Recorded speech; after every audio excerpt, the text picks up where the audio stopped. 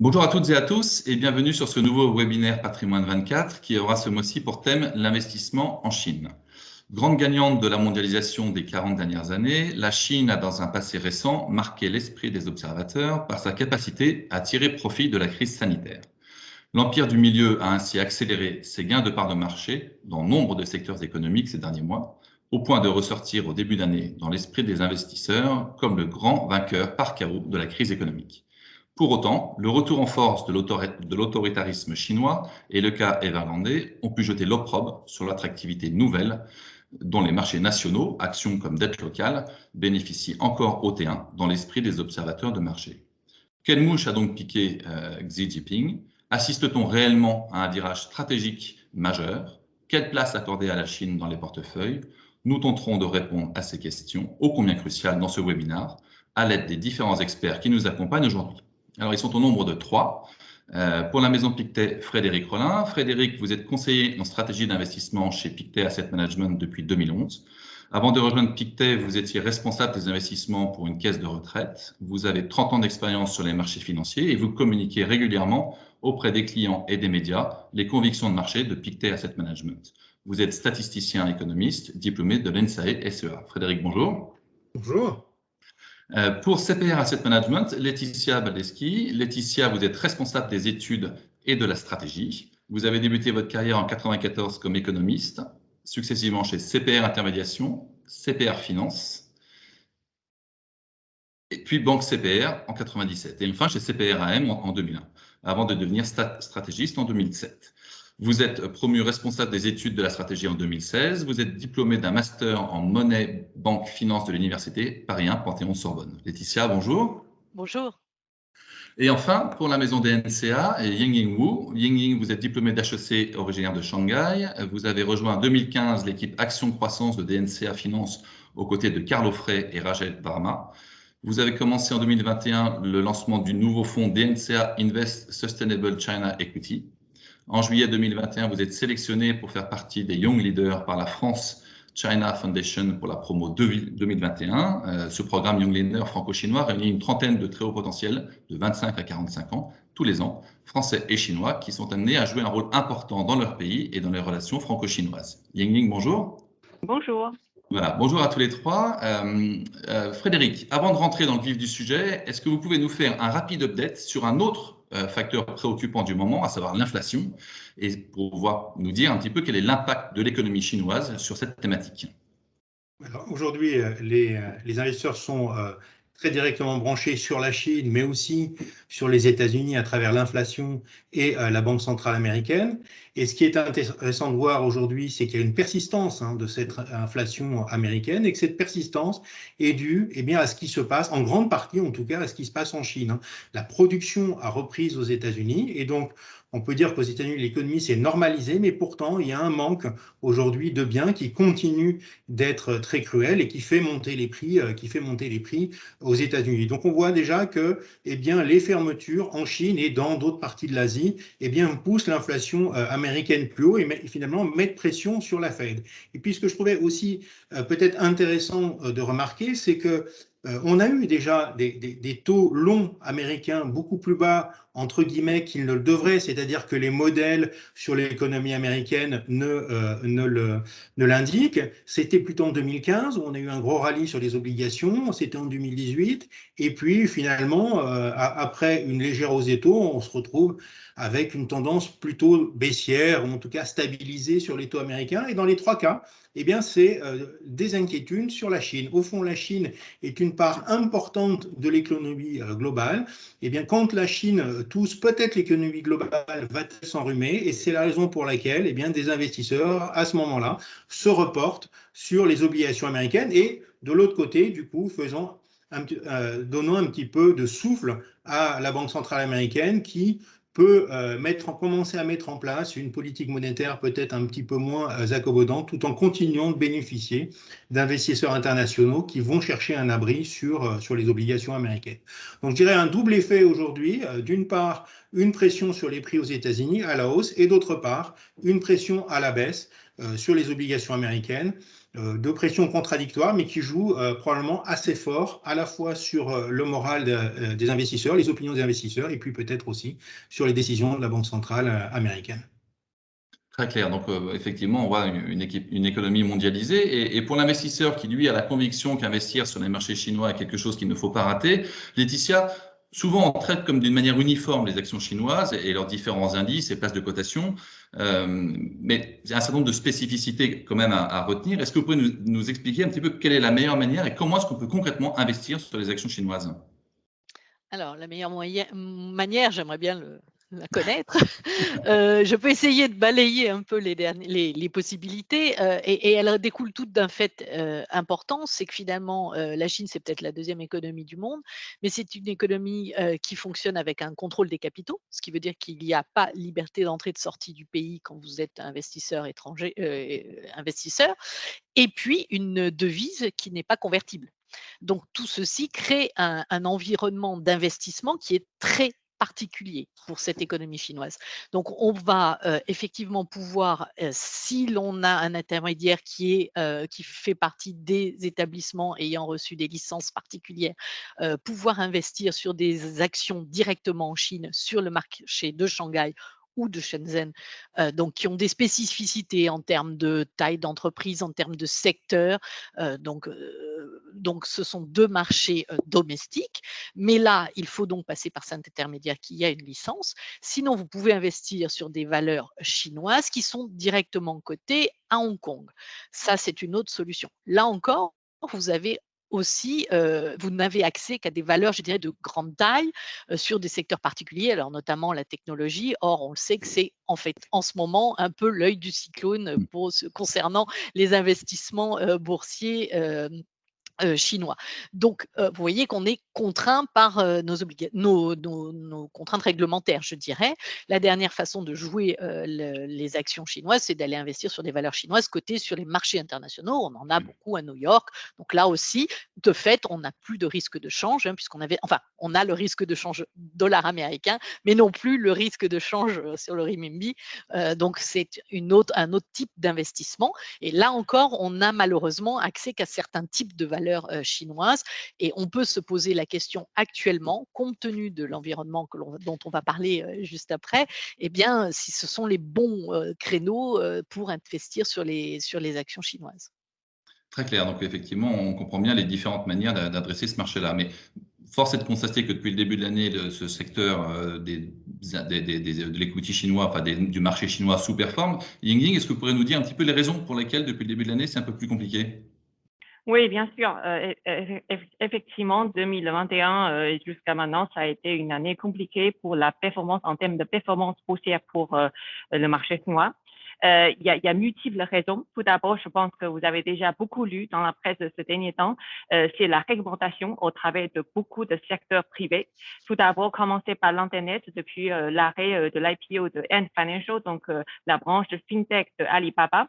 Après, ça s'est étendu aussi sur d'autres parties au sein de l'Internet. Il y a des problèmes de anti-concurrentiels, concurrencer des pratiques concurrentielles et aussi également les conditions de vie, les conditions de travail pour les livreurs. C'est un gros employeur en Chine.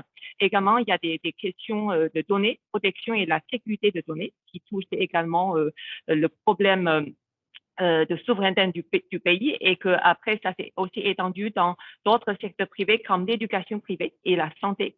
Donc, ça, c'est la première chose, les réglementations. Et deuxièmement, il ne faut pas sous-estimer aussi les impacts. Par exemple, 2020 était une excellente année en termes de performance boursière pour la Chine. Donc, évidemment, depuis le début de l'année, les investisseurs ont posé la question donc pour une rotation envers des régions qui étaient en retard en termes de réouverture de l'économie. Ça, c'est deuxième raison. Et troisièmement, il y a aussi, puisque la Chine était le premier qui est entré dans la crise et le premier qui est sorti de la crise, donc l'économie chinoise a assez vite rebondi. Du coup, il y a aussi la normalisation de la situation de la politique monétaire et fiscale par rapport au reste du monde où la liquidité était toujours abondante. Et en parallèle, il y a bien sûr les relations sino-américaines qui ont aussi joué parce que depuis section de Biden, les relations entre les deux pays n'ont pas repris, n'ont pas de signe de reprise. Et dernièrement, c'est cette crise de Evergrande qui a encore apporté un peu de volatilité au marché chinois, non seulement au marché chinois, mais également à celui mondial. Voilà, c'est tous ces facteurs qui ont fait que la Chine, cette année, c'est un peu compliqué au niveau de la performance. D'accord, donc des motifs plus conjoncturels que structurels finalement. Voilà, c'est ça. Frédéric, afin d'analyser les perspectives du pays sous l'angle des exportations chinoises, dont on sait l'importance qu'elles revêtent dans la croissance du pays, est-ce que vous pourriez lier votre lecture macro globale aux perspectives économiques finalement de l'empire du milieu? Oui, alors donc à court terme, on assiste aujourd'hui à des difficultés économiques en Chine, notamment il y a eu des fermetures de ports plutôt importants et on a vu des images de nombreux supertankers coincés dans différents ports américains qui réduisent naturellement la capacité du pays à commercer. À moyen terme, l'économie globale nous donne un bien meilleur une bien meilleure perspective. L'économie globale, c'est quoi aujourd'hui? C'est des consommateurs dans les pays développés qui ont accumulé des épargnes extrêmement importantes, qui sont prêts à consommer, et des consommateurs aussi à qui il y a des offres d'emploi pléthoriques. On sait qu'aux États-Unis, voilà, il est beaucoup plus facile de trouver un emploi. En Europe aussi, on voit le redémarrage de l'emploi. Donc on a de l'emploi, des consommateurs qui sont désendettés, une épargne forte, donc une consommation qui va reprendre, et donc naturellement des importations depuis la Chine qui devraient très largement reprendre. Alors, après, on pose souvent la question des barrières commerciales. Est-ce que les États-Unis, finalement, vont continuer d'importer des produits chinois? On sait que l'ancien président Donald Trump avait fortement monté les taxes et il souhaitait de façon extrêmement agressive réduire les importations, améliorer le commerce avec la Chine. Il semble aujourd'hui que Joe Biden soit toujours dans cette perspective, mais il ne s'agit plus de monter les taxes, mais d'essayer de pousser les autorités chinoises à jouer, dit-il, je n'ai pas le jugement là-dessus, un jeu, je dirais, plus équilibré, plus fair play, de respecter des règles. Et on voit par exemple que sur les investissements en actions dollars, en ADR représentant des sociétés chinoises, la SEC demande plus de transparence de la part des sociétés chinoises. Ça fait partie de ça. Donc, je pense que Biden a une approche plus globale et on ne voit pas aujourd'hui de rupture dans les relations, mais beaucoup plus quelque chose de progressif et une entente nécessaire, je dirais, entre deux grandes puissances qui sont appelées à continuer de commercer ensemble. Laetitia, chez CPRAM, vous, voilà, si on doit dire, qu'est-ce qui se passe en Chine pour l'instant? C'est quoi votre vision de la Chine Eh bien, je résumerai un petit peu tout ce qu'on vient d'entendre. C'est finalement effectivement la conjonction de plusieurs facteurs. On a un facteur conjoncturel, alors on l'a dit, un ralentissement. On l'a vu la semaine dernière avec des données qui étaient quand même bien moins vigoureuses que ce que l'on pouvait attendre sur l'activité industrielle, freinée par les problématiques d'approvisionnement en Chine comme ailleurs, mais également par les fermetures dont on en parlait précédemment qui pénalisent les zones de transit et les zones d'approvisionnement. Et puis, vous avez également la pandémie qui continue de se traduire en Chine par des fermetures localisées, très ponctuelles, mais qui freinent le retour des consommateurs chinois dans les restaurants. On l'a vu très clairement dans les ventes de détail la semaine dernière, qui étaient très plus faibles en tout cas, et surtout négatifs dans tout ce qui est restauration. Donc c'était très clair. Donc tout ceci freine la dynamique propre de la Chine. À cela, on doit ajouter ce resserrement réglementaire dont on a parlé, qui a donc touché quand même une multitude de secteurs, mine de rien. Donc, quand on les met bout à bout, la fin étant tout ce qui se passe sur le logement. Le logement, c'est, ne l'oublions pas, une part très importante du panier de la ménagère chinois. Les dépenses au titre du logement, c'est plus de 20% de l'ensemble des dépenses des Chinois. Donc, ça pèse quand il y a hausse des prix. C'est un des freins, on l'a dit, notamment à la natalité en Chine. Donc, c'est un souci pour les autorités chinoises.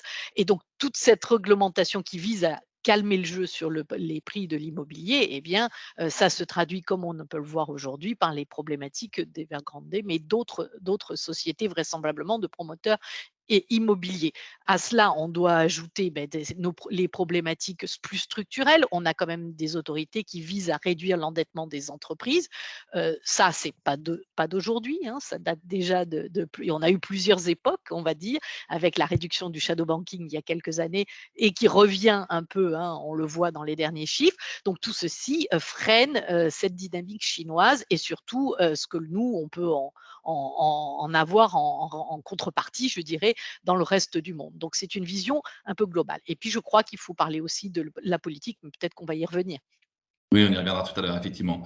Ying, de votre côté, les acteurs de marché se rendent compte que le secteur privé est sous le feu du gouvernement chinois. Est-ce qu'il faut s'en inquiéter?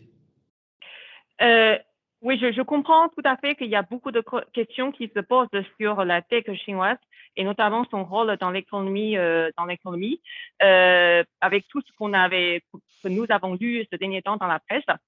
Tout d'abord, je voulais vous dire que les Chinois adorent la tech et toutes les modalités digitales que c'est développé ces dernières années. Donc aujourd'hui, je pense qu'un Chinois moyen ne peut plus vivre sans tous ces moyens digitaux, donc il ne peut pas quitter son smartphone. Donc sur ce point-là, c'est très affirmatif. Donc tous ces développements ont été très positifs pour l'économie. Mais le problème aujourd'hui, c'est quoi? C'est que ce secteur s'est développé trop rapidement, très rapidement, en moins de 10 ans, et que la réglementation est en retard.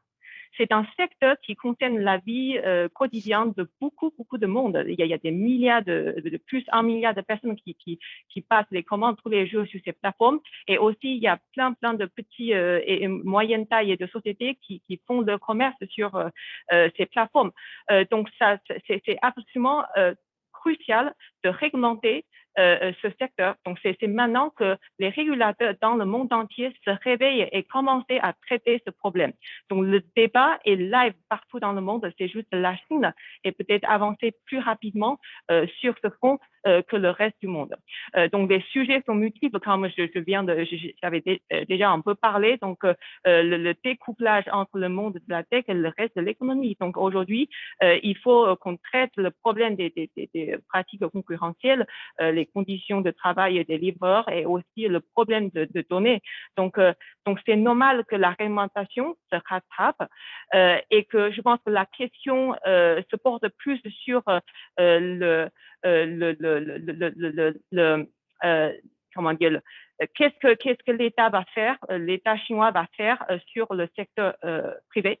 Je pense que au travers de toutes ces dernières décennies d'ouverture de marché, ils ont bien compris l'innovation est vraiment au cœur pour le développement dans les années à venir et que la liberté est cruciale pour que l'innovation s'épanouisse. Donc ça ne devrait pas changer. Et que je pense que c'est aussi important de mentionner ce nouvel agenda du pays, ça s'appelle la prospérité commune, que je pense que vous avez certainement beaucoup lu ce dernier temps dans la presse, donc qui explique tous ces mouvements derrière. Donc, ça veut dire quoi? Ça veut dire que le focus du pays va passer par la pure création de richesse, au partage de la richesse créée ces dernières années. Donc, d'un côté, il faut démocratiser l'accès aux biens et services essentiels, donc la santé, éducation, y compris aussi le prix immobilier en tête. Mais de l'autre côté, il faut également harmoniser les règles du jeu pour toutes les parties prenantes, notamment pour les entreprises de petite et moyenne taille. Donc, je pense qu'en anglais, il y a une phrase, il y a une expression, c'est level playing field. Donc, ce qu'ils sont en train de faire, c'est juste créer égaliser le jeu pour les plus petites sociétés parce que c'est eux qui vont apporter la réponse sur le développement de la technologie, de l'innovation dont le pays a absolument besoin. Et dernier point, c'est que c'est vraiment derrière ce nouvel agenda, c'est l'effort du pays de fabrication d'une large classe moyenne afin de réorienter le modèle économique du pays vers la consommation intérieure plutôt que l'exploitation et dépenses infrastructures tout seul. Merci Ying. Laetitia, chez CPR Asset Management, quelle lecture vous faites de ce récent virage politique que l'on vient un petit peu d'évoquer ici? Eh bien, je pense qu'il faut peut-être le mettre en perspective avec, l'échéance du 20e congrès du Parti communiste qui est quand même, à l'automne 2022. Ça va être, je pense, un nouveau moment dans la vie, politique chinoise puisque c'est la première fois depuis, Mao, enfin je parle sous, contrôle, qu'il y aura un gouvernement, enfin un président pardon, qui va, se redemander, l'aval du comité central pour un 3e mandat. Et donc je crois que là, il y a quand même, une évolution, du régime, actuel, chinois, qui est assez nette puisqu'on va avoir quand même quelque chose d'inédit. Il me semble qu'il y a une volonté de la part du président Xi Jinping de garder la main et un pouvoir, de plus en plus absolu. En fait, c'est un peu la lecture que je fais quand je regarde ces dernières déclarations. Alors certes, il s'appuie, sur ce nouveau programme comme on l'a mentionné de prospérité commune. Ça vient, hein, ça suit un petit peu tout ce qu'on entend un peu partout, hein, la lutte contre les inégalités et nous sommes bien pas chez CPR, pour en parler. C'est vraiment une tendance que l'on entend un peu partout. Joe Biden, dans son programme, avait la vision d'augmenter le salaire des plus modestes. Nous l'avons en Europe, dans tous les programmes. Donc, c'est vraiment une tendance de long terme et me semble-t-il, et surtout mondiale. Mais il s'appuie là-dessus pour peut-être justifier une reprise en main de beaucoup de pans d'activité de cette économie chinoise. Donc, c'est un peu en cela où on se dit que, attention, tout ce qui se passe actuellement pourrait perdurer au moins jusqu'à l'automne 2022.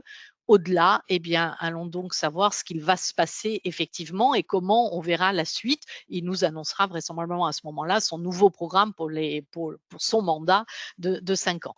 Effectivement, il me semble qu'il y a des grands domaines sur lesquels on peut continuer d'investir et d'être positif sur la Chine. Et quand on prend en application le dernier plan sur l'innovation, hein, qui vient encore d'être mis en œuvre, enfin annoncé plus concrètement par le Conseil d'État cette semaine. Donc, il y a des valeurs sur lesquelles on va pouvoir capitaliser, il me semble, en tout cas sur ce marché chinois.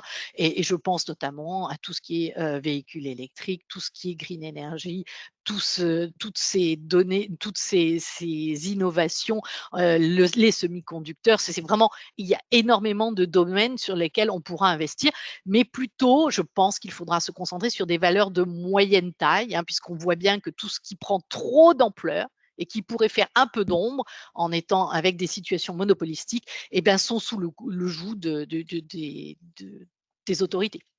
D'accord, donc on a compris, a priori, l'économie chinoise ne va pas s'effondrer. Mais Frédéric, vous, chez Pictet, il y a une société dont on n'a pas parlé, c'est Evergrande, et on sait qu'il y a un sujet pour l'instant. Est-ce qu'on est en train de vivre, avec ce qui arrive à Evergrande, un nouveau Lehman? Alors, je crois que l'économie chinoise a trois grosses pressions. La première, c'est une politique monétaire très restrictive. La deuxième, c'est la salve réglementaire qu'on a eue. Et tout ça, au fond, nous mène à Evergrande. Evergrande, qui est un grand promoteur immobilier chinois et qui commence à avoir des difficultés de financement et notamment des difficultés d'honorer ses échéances d'emprunt. Alors, en soi, Evergrande, c'est autour de 300 milliards de dollars de dette. Donc, ce n'est pas si énorme que ça. Hein. Si on prend sa dette bancaire, elle représenterait à peu près 0,1% des prêts bancaires. Donc, vous voyez, voilà, les banques peuvent le supporter. Hein. Sa dette high yield, on est autour de 1,5% des indices. C'est pas énorme. Je parle du dollar et encore un peu moins sur le high yield onshore. Donc, en soi, Evergrande, voilà, est gérable. Mais le problème, c'est la contagion. Hein. Plusieurs canaux de contagion. Déjà, on voit que les investisseurs high yield ne sont plus très présents. On pourrait avoir des banques qui, voyant les difficultés de la société, décident d'accélérer les paiements des prêts et ça pourrait se propager dans l'ensemble du secteur. Et quand on regarde l'ensemble du secteur, à ce moment-là, on a quand même à peu près, les estimations de nos analystes, c'est autour de 6% des prêts bancaires sur le secteur des promoteurs immobiliers. Alors 6%, c'est gérable, mais on va peut-être trouver quelques banques qui en ont un petit peu plus et du coup qui vont se retrouver dans des grandes difficultés. Et puis, autre contagion possible, ce qu'on appelle voilà, les wealth management products, donc des produits de gestion privée. Certaines banques proposent des dépôts fortement rémunérés, mais qui sont en fait, qui ont l'air très très stables, hein, mais qui en fait sont adossés à des crédits de type Evergrande. Donc on peut avoir des ménages qui se retrouvent avec une épargne rognée, des déceptions importantes sur leur épargne, et enfin avec Evergrande qui pourrait vendre des immeubles ou d'autres promoteurs, une baisse de l'immobilier qui représente une part importante de l'épargne. Donc tout ça, et il y a des canaux de contagion possibles qui pourraient amener soit à des difficultés financières de certaines banques, soit à une baisse de la consommation. Donc ça mérite d'être regardé, hein. Le problème est sérieux, mais les autorités chinoises aujourd'hui sont déjà sur le coup, hein. Elles ont dépêché des experts qui sont en train de détailler exactement où se trouve la dette d'Evergrande. On peut imaginer une restructuration. Alors évidemment, hein, les actionnaires, je dirais un peu tant pis pour eux. Certains prêteurs obligataires, bon, voilà, il va falloir accepter certaines pertes, mais le gouvernement chinois qui a les moyens à la fois techniques, réglementaires et puis les moyens surtout financiers de gérer la situation est parfaitement capable, selon nous, de juguler la crise. Alors pourquoi est-ce qu'il ne l'a pas encore fait? On est là, on attend, on sait que le problème est là. Pourquoi le gouvernement n'a pas encore donné totalement ses conclusions? Ben parce que je pense qu'il est quand même sur une voie un petit peu étroite. D'un côté, il ne veut pas qu'il y ait une contagion, hein, donc il va falloir intervenir. Mais d'un autre côté, s'il intervient trop tôt, en sauvant trop vite les acteurs qui ont pris trop de risques, et bien quelque part, il va générer l'idée chez les investisseurs qu'au fond, le risque, il n'y en a pas beaucoup, qu'on finit toujours par être sauvé par l'État et donc continuer de développer son problème essentiel aujourd'hui, qui est le problème d'un marché du crédit privé qui est beaucoup trop important. Donc je pense que nous, on pense que l'État chinois a la capacité d'intervenir, qu'il va le faire, mais que peut-être la douleur aujourd'hui de certains investisseurs n'est pas encore suffisante pour que véritablement ils décident d'arrêter les dégâts. Je disais tout à l'heure, hein, aussi, l'origine quand même de ce sujet, donc c'est certainement voilà, les dettes très fortes accumulées, hein, par les sociétés. Je crois qu'Evergrande en 10 ans, c'est 25 fois une multiplication par 25 de la dette. Donc ça n'est pas une paille, mais c'est aussi une politique monétaire extrêmement restrictive, donc que les autorités monétaires sont parfaitement capables de renverser. Et enfin, des réglementations, notamment sur l'immobilier, hein, depuis août 2020, qui sont aussi plutôt restrictives, et que le gouvernement, éventuellement, je ne suis pas sûr qu'il voudrait reculer là-dessus, mais éventuellement pourrait momentanément réassouplir. Et voilà. Au fond, c'est une peine quand même qui est largement auto-infligée et donc qui pourrait s'auto-résorber. Très bien. Et donc, bon, on voit ces aspects conjoncturels qu'on vient d'évoquer maintenant, mais vous, chez DNCA, Yingying, qu'est-ce que vous dites? Vous dites qu'il y a un momentum particulier, qu'on est finalement sur un point d'entrée pour le marché chinois? C'est une très bonne question. Je sais qu'il y a pas mal de gens qui posent cette question et je préfère le regarder différemment. Si aujourd'hui vous investissez dans un ETF, ça veut dire 40%, même après la correction de l'indice MSCI Chine est en provenance du secteur Internet. Je pense que ce secteur, aujourd'hui, on n'a pas encore de visibilité. Pourquoi? Parce que jusqu'à maintenant, tout ce qu'on a vu, c'est seulement des headlines, des news flow headlines, mais on n'a pas encore tous les détails de ces réglementations et on ne sait pas quand est-ce qu'il y aura la mise en place de toutes ces nouveaux règles et qu'on ne connaît pas l'impact financier exact sur les sociétés. Donc aujourd'hui, c'est un secteur qui n'offre peu de visibilité. Donc sur cette partie, je reviens pas de suite. Mais pour moi, en fait, en tant que gérant Action Chine, la question que je me pose toujours, c'est que est-ce que je continue à avoir des opportunités d'investissement attractives sur cette région? Et la réponse est définitivement oui. Il y a beaucoup d'opportunités croissance structurelle à long terme dans ce pays au travers des sociétés de qualité. Donc, je pense que Laetitia a déjà parlé c'est un domaine, donc je suis complètement d'accord. Donc, il y a c'est un domaine dans lequel la Chine excelle, notamment commencer par la véhicule électrique, où la Chine représente déjà la moitié du marché mondial l'an dernier et qu'elle est en train de redéfinir la chaîne de valeur. Donc, le champion dans la batterie pour véhicules électriques est un groupe chinois qui s'appelle CATL et le fournisseur de la solution thermique pour la batterie de véhicules électriques, cette solution est complètement différente par rapport à une voiture d'essence, s'appelle Sanhua Intelligence. C'est aussi une société chinoise qu'on avait en portefeuille. Et aussi, tout comme l'industrie véhicule autonome, où la Chine a mis en place un plan ambitieux depuis de nombreuses années. Dans les renouvelables, la Chine est aussi en train de récolter les fruits d'années d'investissement. Aujourd'hui, plus de 80% de panneaux solaires sont en provenance des producteurs chinois. Le leader, LONGi Green Energy, aujourd'hui, en fait, c'est une société très rentable. L'an dernier, sa marge opérationnelle s'approche de presque 20% grâce à son avance en technologie, ses économies d'échelle et également son modèle qui est verticalement intégré. Donc, elle ne cesse d'investir aussi dans d'autres technologies renouvelables comme l'hydrogène. Et outre ces domaines où la Chine domine déjà, il y a également les domaines où elle souhaite combler son quota et qui aussi représente beaucoup d'opportunités, d'énormes besoins à couvrir dans les années à venir. Donc, c'est notamment semi-conducteurs et aussi la robotique.